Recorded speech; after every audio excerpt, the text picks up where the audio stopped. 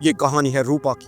कभी शबनम कभी शोला, proper Patola, backless topless, जिसका जीरो फिगर पर जवानी ने दस्तक दी रूपा की जिंदगी में भी। रूपा ने खुलकर एक्सपोज किया। उसने अपने बाप की धोती तक लपेट ली, पर ऐसा कोई माई का लाल नहीं था। एक बात पूछूं बाबूजी, आप मुझसे क्यों प्यार करते?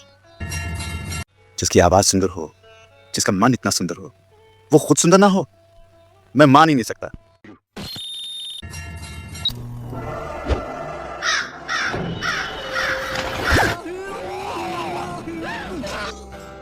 बीते 20 साल में सर को ठंडा कर देने वाला तेल बेचने वाले जोड़ों के दर्द का तेल बेच रहे हैं। कल के सुपरस्टार्स के आज बनवाड़ी पर उधार चल रहे हैं। सवाल था चमेली की शादी का, पर आज की चमेली तो बार डांसर बन गई। जो लोग अपने हीरो के लिए कपड़े फाड़ लिया करते थे, आज उनकी फिल्में देखकर अपने बाल नोच रहे हैं। पर आज मुद्दा ये नहीं है, मुद्दा है आपका थोपड़ा। जी हाँ, आपका ये प्यारा सा थोपड़ा, जो आपको अपने खोपड़े से भी ज्यादा प्यारा है। दुनिया के लिए आप एवरेज हो सकते हैं, पर आपके लिए तो ये आपके कॉन्फिडेंस का सहारा है। क्योंकि माँ का बेटा अगर लंगूर हो तो भी माँ को उसके चेहरे में नूर दिखता है, पर इस लंगूर को भी तो खुद में तुषार कपूर दिखता है। अबे काली तो इन्हें बिल्ली भी अपशगुन लगती है, बस गोरा इतना होना है जितना सुअर दिखता है। अब देखो, एक अंधे को तो सब काला दिखता है, पर एक अकल के अंधे को काले लोगों में बस उनका काला रंग ही दिखता है। अब पता नहीं इन लोगों को गोरे लोग इतने क्यों पसंद आते हैं। मतलब चाटने में तो काला भी सेम ही टेस्ट करता है। एक नई नवेली फिल्म के साथ तो आपका सच्चाई का साया, आपका शुभचिंतक जॉनी एंथम लौट आया लेकर। जिसकी आवाज इतनी सुंदर है, उसका रूप कितना सुंदर होगा।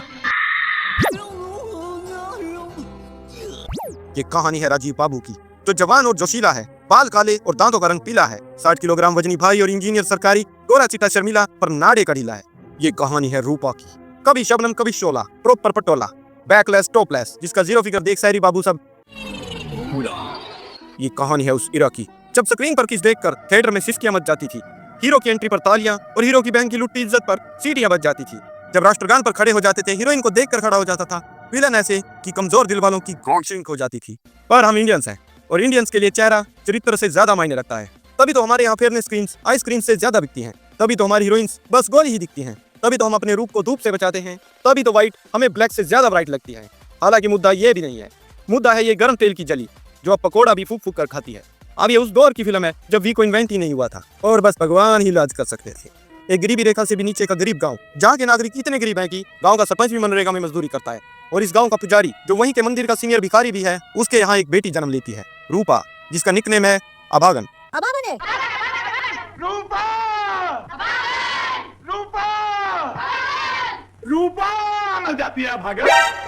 क्योंकि सस्ती क्वालिटी का फेस क्रीम लगाने से उसकी त्वचा का पोचा बन गया था। पर जवानी ने दस्तक दी रूपा की जिंदगी में भी। रूपा ने खुलकर एक्सपोज किया। उसने अपने बाप की धोती तक लपेट ली, पर ऐसा कोई माई का लाल नहीं था जो रूपा को प्रपोज कर सके।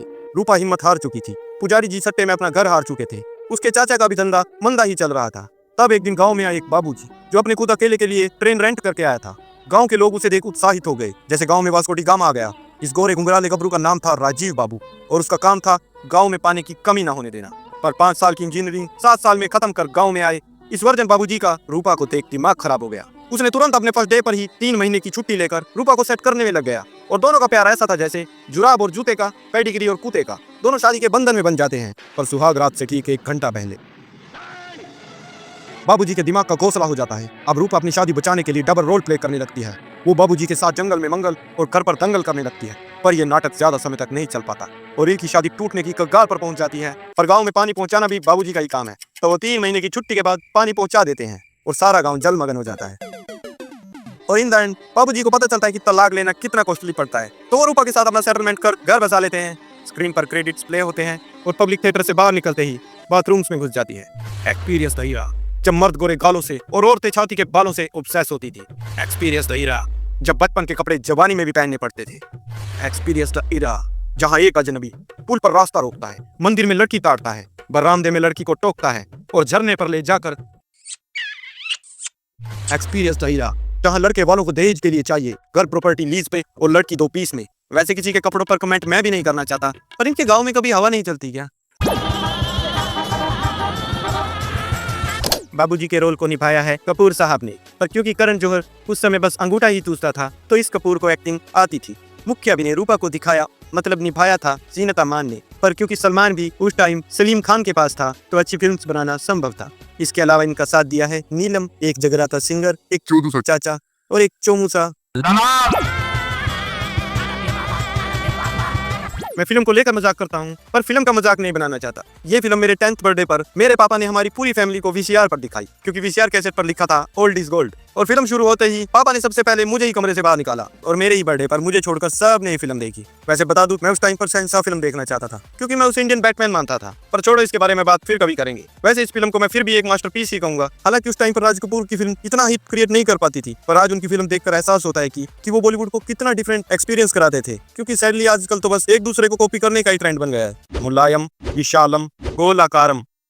So if you like this video, of course you like this video, press the like button and for more video like this, subscribe our channel और वो घंटा बजा देना, वरना अगला वीडियो आएगा और तुम्हें कोई घंटा नहीं बताएगा।